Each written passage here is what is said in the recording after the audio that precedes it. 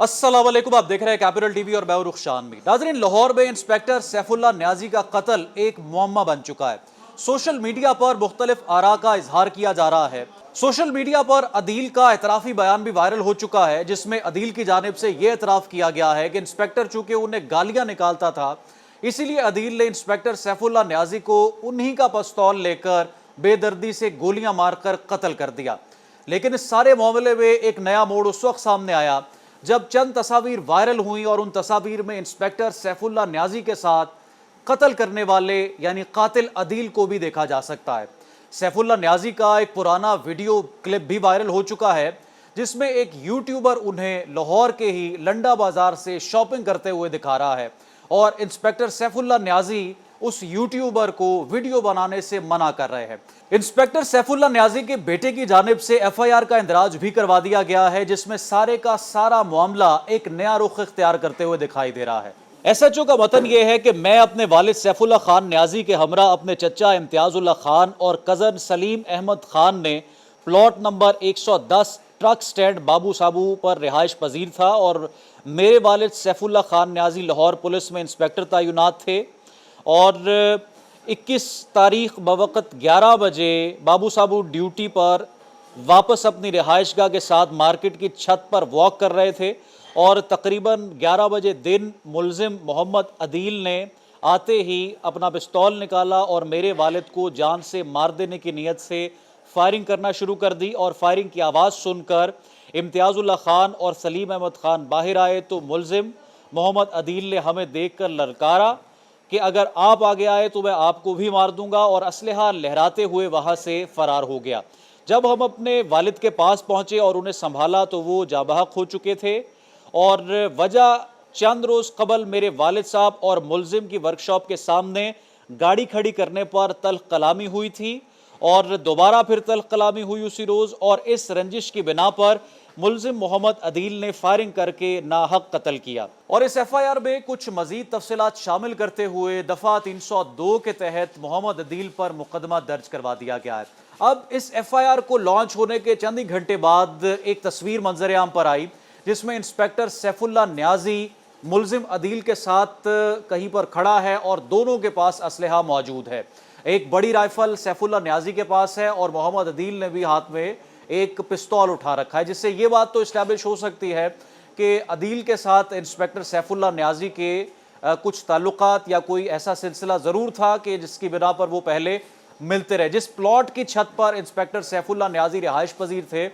उसके नीचे वर्कशॉप में मोहम्मद अदील जो है वो एक मकैनिक की हैसियत से काम कर रहा था और इनकी पहले जो इलाका मकीन है उनका ये कहना है कि आपस में अच्छे और खुशगवार ताल्लुकात थे। लेकिन दूसरी जानिब इशारा किया जा रहा है, गुज़श्ता बरस इंस्पेक्टर सैफुल्लाह न्याजी को लाहौर के लंडा बाजार में जब एक यूट्यूबर ने उनका इंटरव्यू किया तो उसमें इंस्पेक्टर सैफुल्लाह न्याजी उसे ये कहकर मना करते रहे वीडियो बनाने से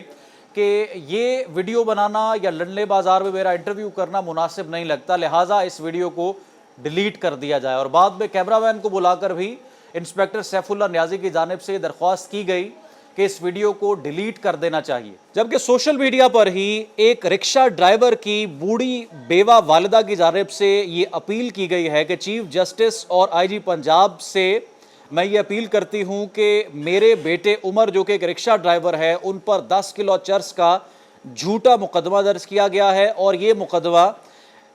इंस्पेक्टर सैफुल्लाह न्याजी जो कि उस वक्त थाना शादबाग के एसएचओ की हैसियत से काम कर रहे थे, उन पर यह जिम्मेदारी जो है वो आयद की गई है। एक दावा ये भी सामने आ रहा है कि जिस प्रॉपर्टी में इंस्पेक्टर सैफुल्लाह न्याजी रिहाइश पजीर थे उसकी मिल्कियत न्याजी एक्सप्रेस के मालिक बजाज न्याजी के पास थी और इनके कुछ तल्लुकात या रिश्तेदारी उनके साथ भी मौजूद थी और गुज़श्ता कई सालों से इंस्पेक्टर सैफुल्लाह न्याजी अपने भाई के साथ इसी जगह पर रिहाइश पजीर थे और इस इलाके में उनकी बहुत से लोगों के साथ अच्छी दोस्तियाँ और तल्लुकात थी। लेकिन जो तस्वीर मुलजिम अदील और इंस्पेक्टर सैफुल्लाह न्याजी की सामने आ रही हैं जो कि कातिल और मकतूल दोनों के ताल्लुक़ को इस्टेब्लिश करती है, उन्होंने बहुत से सवालात को जन्म दिया कि अगर ये ताल्लुक़ इतना पुराना था और इस कदर आपस में मिलना मिलाना था कि एक दूसरे की पिस्तौलें या फिर असलहा पकड़ कर वो खड़े हैं, तो यकीनी तौर पर ये सारे का सारा मामला किसी मामूली तल्ख कलामी या किसी मामूली रंजिश के गिर्द नहीं घूमता, बल्कि जो कातिल है अदील, यकीनी तौर पर वो इस सारे के सारे मामले में